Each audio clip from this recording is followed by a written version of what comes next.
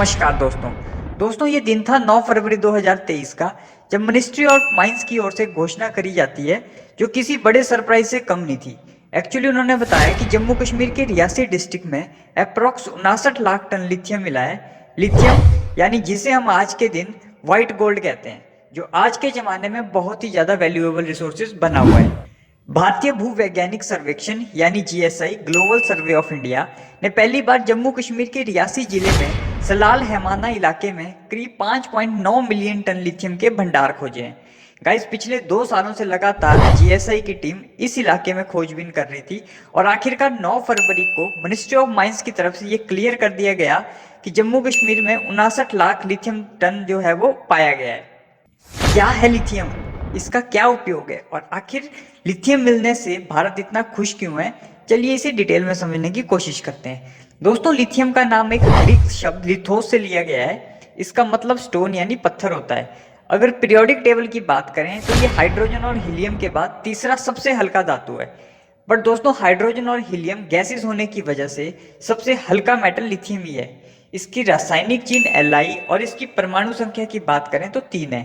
Guys, अगर lithium को आप खुले में रख देते हैं तो हवा में ऑक्सीजन से जल्दी ये अभिक्रिया कर लेता है और जलने लग जाता है। और मेटल होने के बावजूद भी इसे हम आसानी से चाकू द्वारा काट सकते हैं। चलिए जानते हैं अब लिथियम का इस्तेमाल कहाँ कहाँ होता है।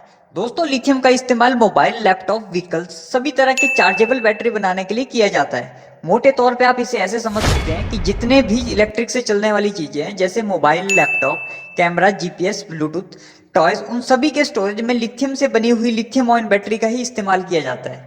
गाइस, एल्यूमिनियम और मैग्नीशियम के साथ लिथियम को मिलाकर मजबूत मिश्र धातु भी बनाई जाती है।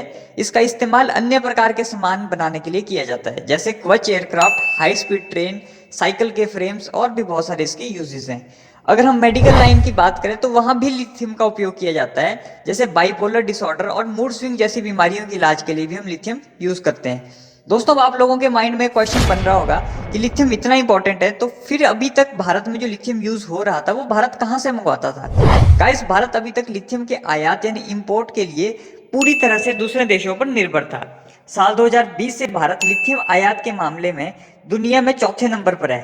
लिथियम में भारत मिलने से सबसे ज्यादा जो दिक्कत है वो चाइना को हो रही है, क्योंकि भारत अपनी लिथियम आयन बैटरीज का 70 से 80% हिस्सा चाइना से मंगवाता है। और भारत इस क्षेत्र में आत्मनिर्भर बनने के लिए अर्जेंटीना, चिली, ऑस्ट्रेलिया जैसे लिथियम के धनी देश जो हैं उनके खदानों में हिस्सेदारी खरीदने पर कार्य कर रहा है। लेकिन अब लिथियम भारत में मिलने से दूसरे देशों पर जो निर्भरता है भारत की, वो काफी हद तक कम हो जाएगी। चलिए दोस्तों, उन देशों के बारे में जानते हैं जहां लिथियम के भंडार पाए जाते हैं।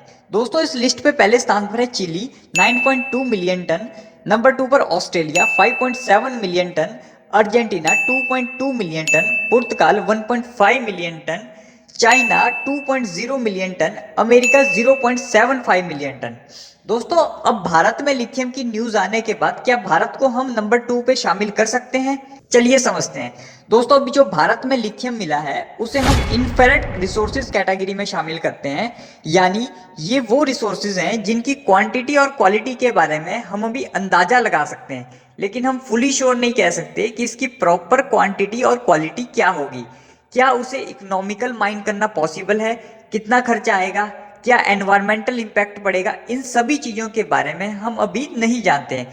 जियोलॉजिकल सर्वे ऑफ इंडिया ने भी इसे अभी G3 कैटेगरी में रखा है। उन्होंने कहा है कि अभी और रिसर्च करना जरूरी है इसे G1 और G2 कैटेगरी में शामिल करने के लिए। जब इसे G1 या G2 कैटेगरी में शामिल करेंगे तभी इसे माइनेबल रिजर्व कहा जाएगा। उसके बाद ही मिनिस्ट्री ऑफ माइंस को इसकी एग्जैक्ट क्वांटिटी और क्वालिटी के बारे में पता लग पाएगा।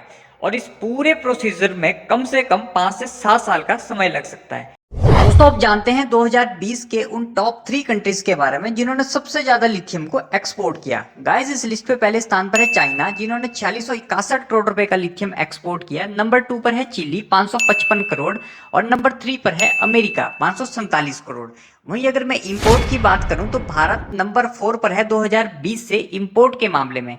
2020-21 की बात करें तो गाइस, इंडिया ने 8800 करोड़ रुपए की लिथियम बैटरीज और 170 करोड़ रुपए का लिथियम मेटल इंपोर्ट किया बाकी देशों से।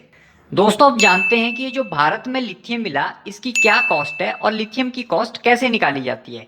गाइस लिथियम की कीमत वेरी करती है, जैसे शेयर मार्केट में हर दिन कंपनीज के शेयर की वैल्यू तय होती है, वैसे ही मेटल की वैल्यू तय होती है कमोडिटी मार्केट से। कमोडिटी मार्केट से हम मेटल की वैल्यू निकालते हैं। जब मैं इस वीडियो को बना रहा था उस समय में लिथियम की वैल्यू प्रति टन 57,36,119 रुपए थी। यानी भारत में जो 59 लाख टन लिथियम का भंडार मिला है, जिसकी वैल्यू इस समय पे 3384 अरब डॉलर होगी। और ग्लोबल मार्केट की जो वैल्यू है दोस्तों, वो प्रतिदिन बदलती रहती है। यानी आज जो मैं वैल्यू आपको बता रहा हूँ, आज जो कॉस्ट मैं आपको बता रहा हूँ, ये कल चेंज भी हो सकती है, कम भी हो सकती है और ज्यादा भी हो सकती है। वहीं अगर मैं भारत में लिथियम मिलने के सबसे बड़े फायदे के बारे में बताऊं, तो चाइना सहित दूसरे जो देश हैं उनमें लिथियम पे जो निर्भरता है भारत की, वो काफी हद तक कम हो जाएगी। इलेक्ट्रॉनिक्स और बैटरी सेक्टर में दोस्तों एक बड़ी क्रांति आएगी। बैटरी की पर्याप्त उपलब्धता की वजह से इलेक्ट्रिक कारों का मार्केट जो है वो भारत में बढ़ेगा और इलेक्ट्रिक कारें जो है वो सस्ती हो जाएगी। साथ ही जो डीजल और पेट्रोल्स की गाड़ियां हैं उन पे जो हमारी निर्भरता है वो काफी हद तक कम हो जाएगी। आने वाले समय में चाइना और अमेरिका के बाद ऑटो सेक्टर में भारत तीसरे नंबर की ओर अग्रसर भी होगा। और भी बहुत सारे सेक्टर हैं जिसमें इसका बेनिफिट होने वाला है।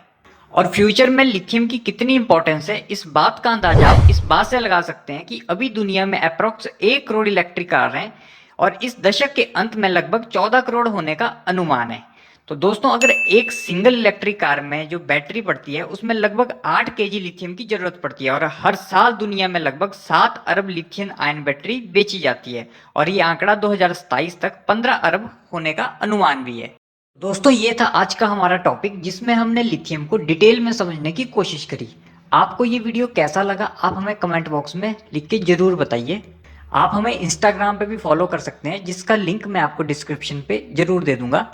और आपको अगर ये वीडियो इन्फॉर्मेटिव लगा हो तो एक लाइक, एक शेयर और एक सब्सक्राइब जरूर करें। आपका एक लाइक, एक शेयर और एक सब्सक्राइब हमें मोटिवेट करता है अगले वीडियो के लिए। तब तक के लिए जय हिंद, जय भारत। मिलते हैं अगली वीडियो।